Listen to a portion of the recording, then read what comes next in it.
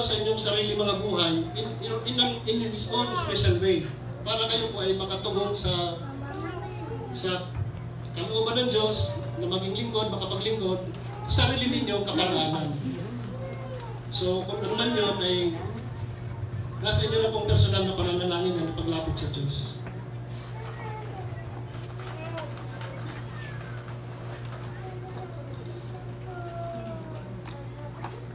At maaari pong hindi tayo para-pareho ng kung anumang edad kang tatawagin, di ba?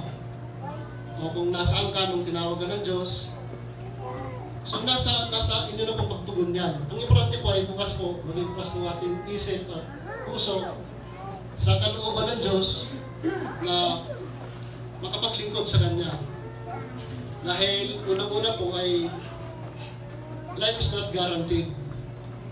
Wala po nakakalam ng bukas. Kaya wag po nating sabihin na sa Kanya lang. Kaya nga sabi ko kanina na habang palakas ang ulan, medyo dumidilim pa, tutuloy hindi. Pero, ganoon din naman, di ba? Kahit natutulog ka sa bahay nyo, pwede ka pa rin mag-stress eh.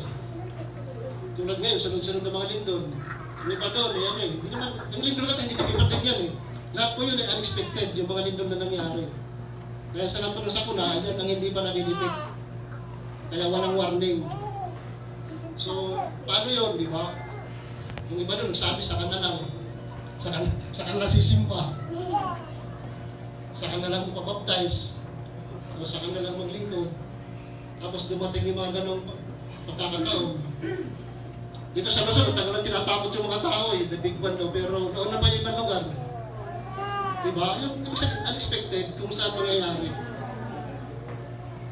So, ang importante ay, yan pa natin sarili na kung ano man ang dumating, nagawa natin yung kalooban ng Diyos. Amen po ba yun? So, hindi ko po hamaan kasi marami na natutuwa pag maiksi lang ang mensahe. So, purihin ng Diyos. Maraming salamat po sa pagkakataon na muli ay makapagbahagi ng kanyang salita ang mensahe sa inyo. God bless everyone at sa Diyos po ang lahat ng papuri at pasasalamat.